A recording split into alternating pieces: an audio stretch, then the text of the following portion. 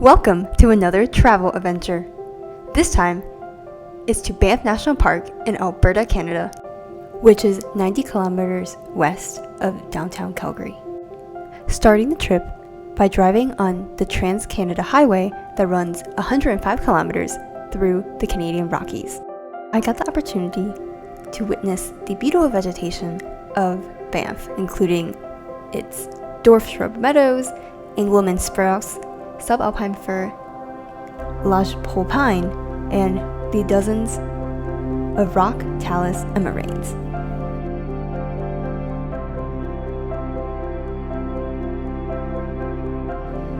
I found a mini waterfall and got to completely immerse myself in peaceful nature. Starting at Lake Louise, I walked around the perimeter and then began climbing one of the slopes.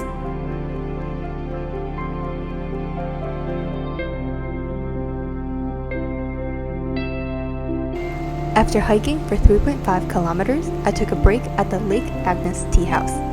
This tea house was built by the Canadian Pacific Railway in 1901 as a refuge for hikers, and has been serving tea ever since 1905.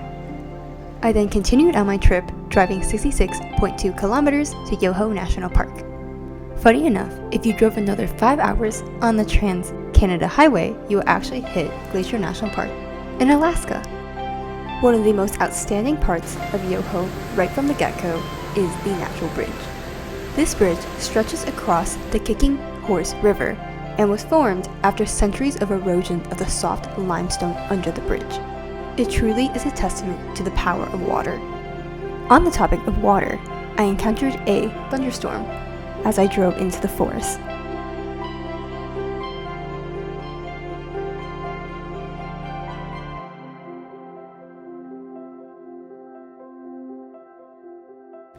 Driving further into the forest, I arrived at the Takakau Falls.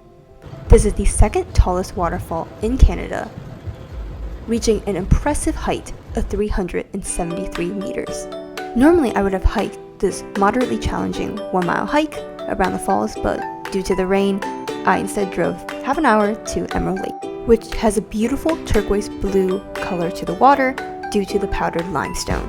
The best time to visit is July because snow from the surrounding mountains has melted, creating a scenic image. After driving a little further, I arrived at Lake Louise.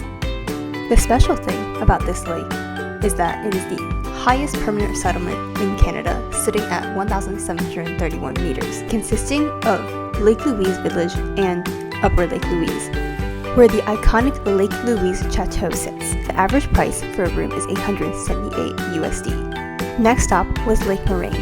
Interestingly, it's only accessible by bus and was on the backside of the Canadian $20 bill in 1969 and 1979, hence nicknamed the $20 View. I also drove by the enchanting Bow Valley with the Pito Lake and Bow Summit before heading 6 hours north to Jasper National Park.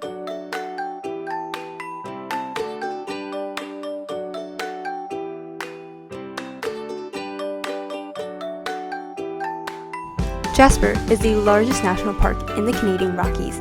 It is home to an assortment of creatures including black bears and grizzly bears. It has various unique views that are breathtaking, so much so that it was named a UNESCO Heritage Site.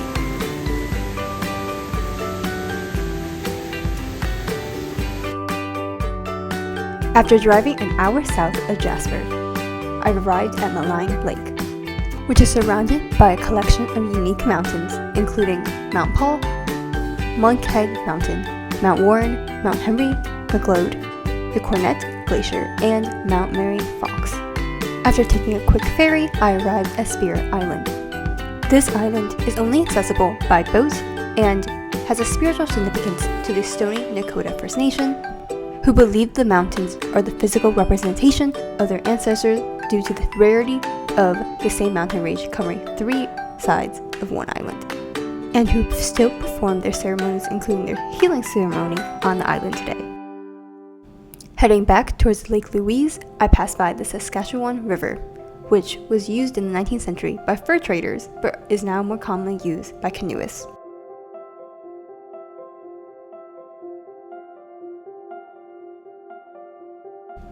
I did some more hiking in the mountains near Lake Louise, really immersed myself in the nature and breathed in all that fresh air. There was an alcove of trees that once you stepped inside, it was like escaping from the surrounding nature and forces.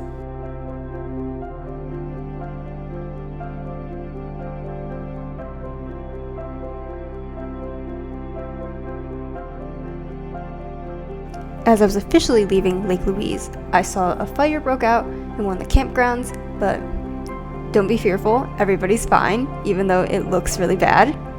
A heater had been knocked over near some very dry leaves and branches, but thankfully there was nobody at the campground at the time, so nobody got hurt.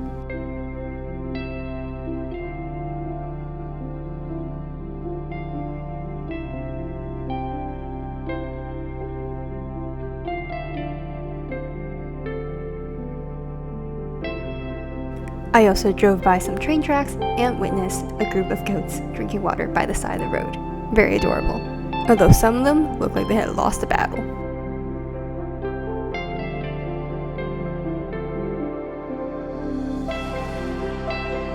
At last arriving at the impressive Banff Springs Hotel, which some believe is haunted because of the sheer amount of misfortune that befell this hotel.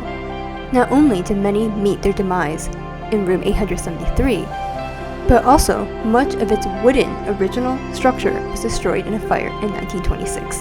I ended my trip by visiting the Banff Upper Hot Springs, which is a geothermal pool of mineral-rich water. My skin has never felt better, and that concluded my trip to Canada's oldest national park.